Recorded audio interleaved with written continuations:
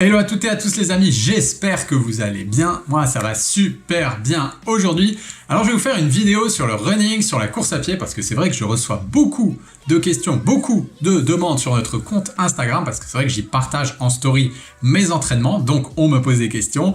N'hésitez pas, si vous ne nous suivez pas sur Instagram, à le faire si bien sûr ça vous intéresse. Et du coup je pense que je vais vous faire quelques vidéos, une série de vidéos en tout cas, sur la course à pied. On va commencer par celle-ci. Donc dans cette vidéo, je vais vous présenter les 6 avantages et les 3 inconvénients que présente pour moi la course à pied. Allez go, c'est parti.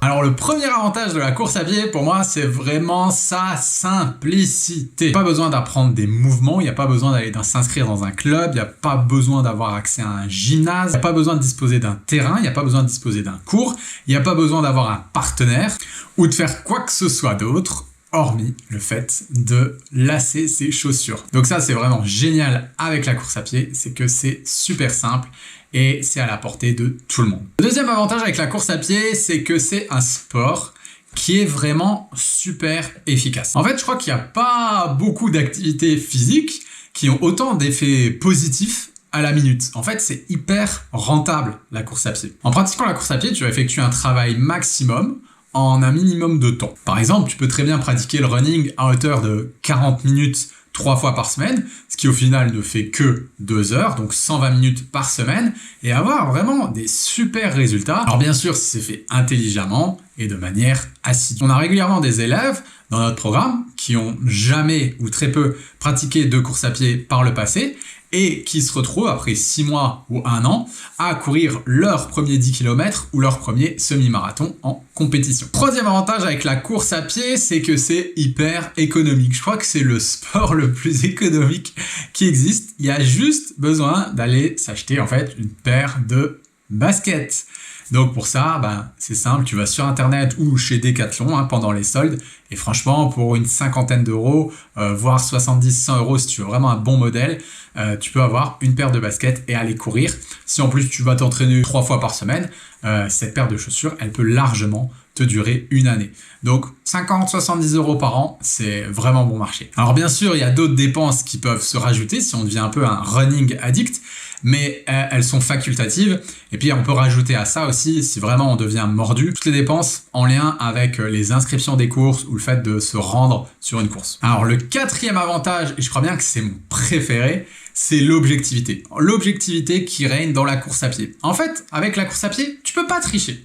T'as pas vraiment d'adversaire. Alors bon, ok, si vraiment tu te mets à la compétition, mais je parle vraiment de la course à pied que tu vas faire avec toi-même et pour toi-même.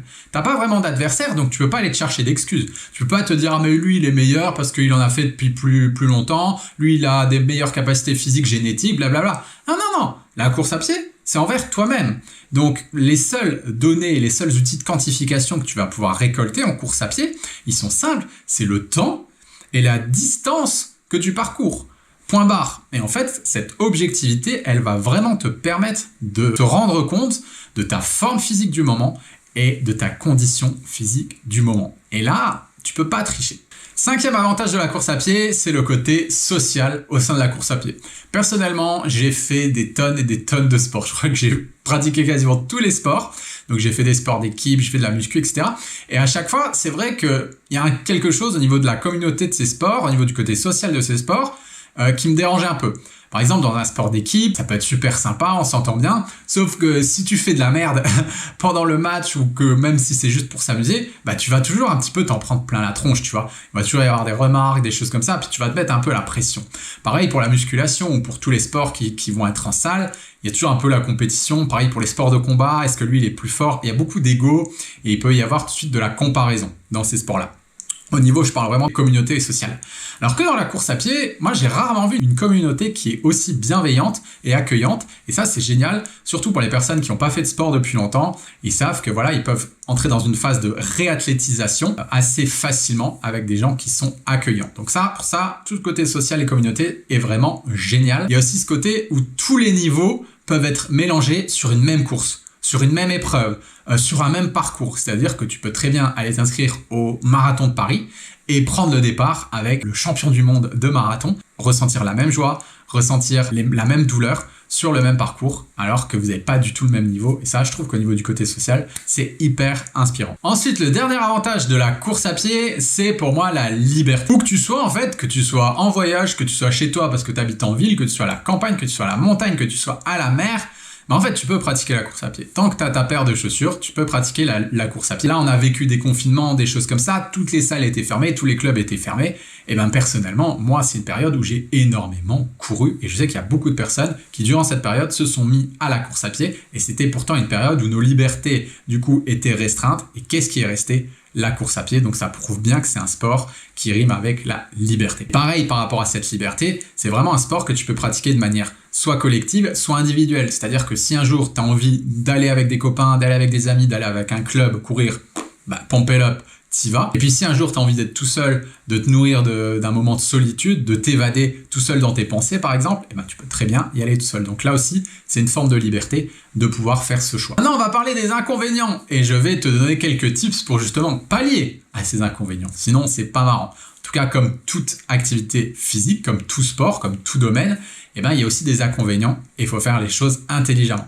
Donc le premier inconvénient, c'est les blessures. Et ouais, il y a vraiment beaucoup de coureurs qui se blessent. Il y a vraiment un risque réel. D'ailleurs, un coureur sur deux est victime de blessures chaque année. Alors, heureusement, c'est pas des blessures qui sont graves. Elles résultent le plus souvent d'erreurs d'entraînement. En général, c'est quand on en fait trop. En général, c'est quand on pousse la machine au-delà de ses capacités ou parce qu'on a accumulé un trop gros volume d'entraînement par rapport à son niveau. Mais dans tous les cas, c'est rare que les blessures en course à pied, elles soient sérieuses ou définitives, par exemple, comme on peut le voir dans le football ou dans les arts martiaux, sauf bien sûr les accidents qu'on peut rencontrer en pratiquant la course à pied. Donc le conseil que je peux te donner par rapport à cet inconvénient, c'est d'écouter ton corps, d'écouter tes limites, arriver à trouver le juste équilibre entre j'en fais suffisamment pour progresser, mais pas trop non plus pour pas me blesser. C'est ce fameux équilibre qui peut être compliqué parfois à trouver en course à pied, surtout si on a tendance à trop écouter sa tête, à trop écouter son ego,